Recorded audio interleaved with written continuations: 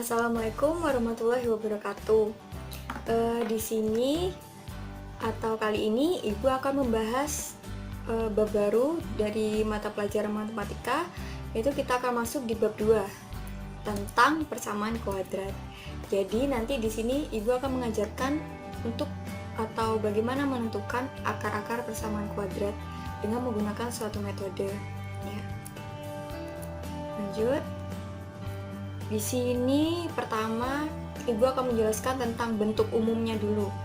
Jadi nanti ada bentuk umum persamaan kuadrat. Kemudian kita akan menyelesaikan atau mencari akar-akar dari persamaan kuadratnya. Nah, jadi ini bentuk umum dari persamaan kuadrat. Bentuk umumnya yaitu ax kuadrat ditambah bx ditambah c sama dengan 0. Dengan keterangan A, B, dan C-nya itu merupakan bilangan real, dan A-nya ini nanti tidak boleh sama dengan 0. Jadi di sini x kuadrat dan x disebut sebagai variabel. Dengan A-nya ini disebut koefisien dari variabel x kuadrat, sedangkan B-nya ini koefisien dari x. Nah, untuk C-nya ini disebut sebagai konstanta. Lanjut ke akar persamaan kuadrat. Nah, akar atau penyelesaian persamaan kuadrat dari ax kuadrat ditambah bx ditambah c sama dengan 0 itu merupakan suatu nilai x yang menyebabkan ruas kiri persamaan nantinya bernilai 0. Dengan kata lain, penyelesaian persamaan kuadrat ini adalah x yang memenuhi suatu persamaan. Nah, untuk menentukan akar-akar persamaan kuadrat itu ada 3, yaitu yang pertama dengan metode pemfaktoran, yang kedua metode kuadrat sempurna, dan yang ketiga itu dengan menggunakan rumus kuadratik. Nah, di sini Ibu akan membahas yang pertama dulu, yaitu tentang metode pemfaktoran.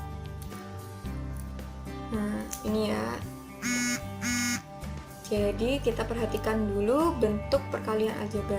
Nah, ini x ditambah 1 dikali dengan x ditambah 4. Ini bentuknya ya. Kemudian kita kalikan dengan cara perkalian distributif, yaitu dengan x dikali x. Hasilnya x kuadrat. Kemudian ditambah dengan x dikali 4. Hasilnya 4x. Ditambah 1 dikali x, hasilnya x. Kemudian ditambah lagi dengan 1 dikali 4, hasilnya 4. Nah, di sini kita lihat bentuknya ya. Di sini ada berapa variabel? Ada 2 ya, yaitu variabel x kuadrat dan variabel x saja, atau x pangkat 1 ya. Jadi kalau x kuadrat ini hasilnya tetap x kuadrat. Nah, ini kan ada dalam satu variabel 4x sama ditambah x ini dalam satu variabel. Jadi kita bisa jumlahkan 4x ditambah x hasilnya 5x. Nah, kemudian ditambah konstantanya tadi 4. Jadi hasilnya x kuadrat ditambah 5x ditambah 4. Lanjut. Nah, bagaimana jika sebaliknya? Yaitu dari arah atau ruas kanan ini ke kiri. Jadi x kuadrat ditambah 4x ditambah x ditambah 4 itu sama dengan hasilnya nanti x ditambah 1 dikali x ditambah 4. Nah, ini bentuk ini yang disebut dengan memfaktorkan. Jadi cara memfaktorkan itu dari bentuk awalnya yang seperti ini atau yang di ruas kanan ini, nah kayak gini, diubah menjadi bentuk seperti ini, itu dinamakan memfaktorkan.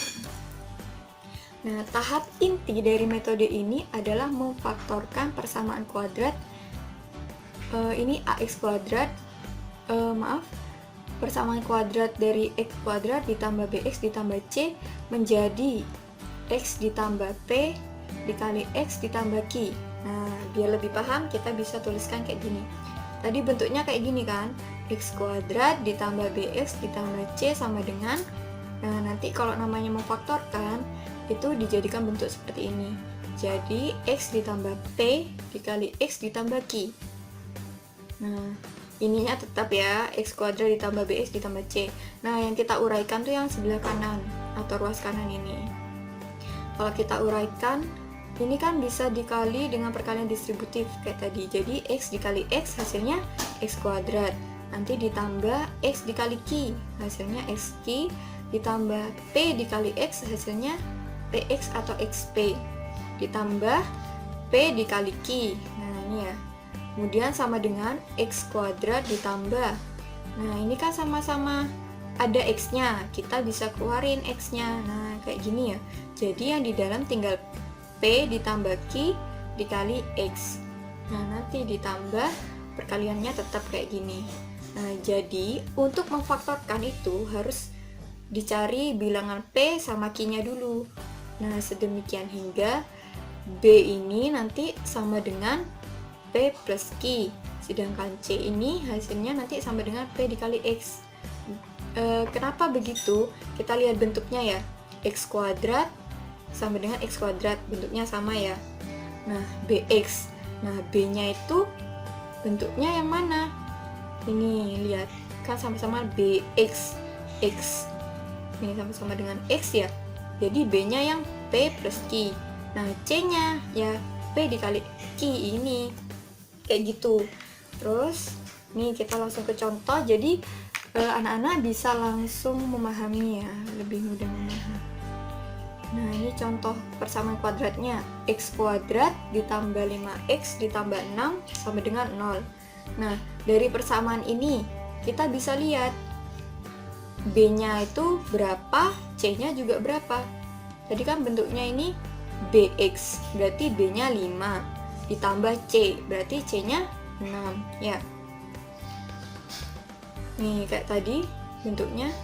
Nah, sedemikian hingga P ditambah Q itu sama dengan 5. Loh, kenapa bisa P plus Q atau P ditambah Q ini sama dengan 5? Kita lihat. Ini. Yang tadi BX sama dengan P plus Q X. Nah, jadi B-nya itu sama dengan P plus Q. Nah, dari sini kita sudah ketahui tadi B-nya sama dengan 5. Jadi P plus Q sama dengan 5. Dan untuk C-nya kan ketemu 6, sama dengan 6. Nah, untuk C tadi bentuknya P dikali Q. Jadi P dikali Q sama dengan 6. Nah, di dalam hal ini dilihat syarat PQ itu atau P dikali Q sama dengan 6 terlebih dahulu. Jadi nanti bisa kita coba-coba untuk nilai P dan nilai Q untuk memasangkan.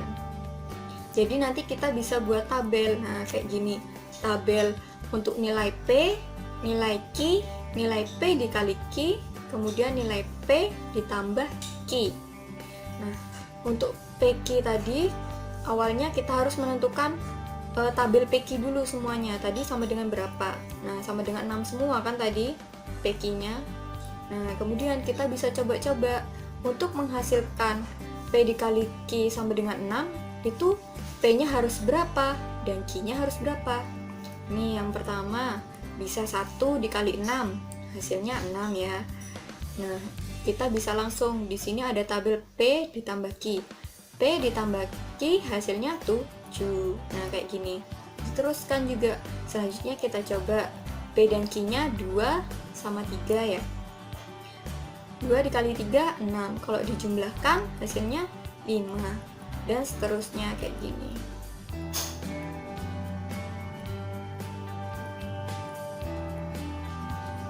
Nah, gini ya.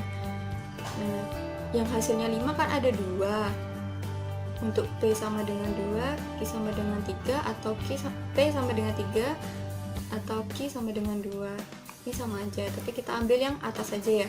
Yang 2, untuk P-nya sama dengan 2 dan Q-nya sama dengan 3.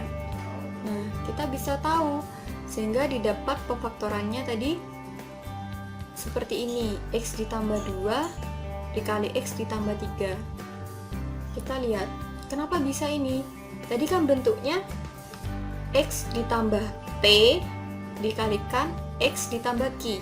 Nah, kita dapat P-nya tadi sama dengan 2 dan Q-nya sama dengan 3. Jadi masukkan aja.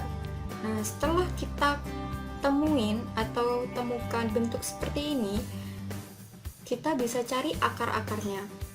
Nah, bentuk akarnya itu kita ambil dari sini, dari bentuk ini.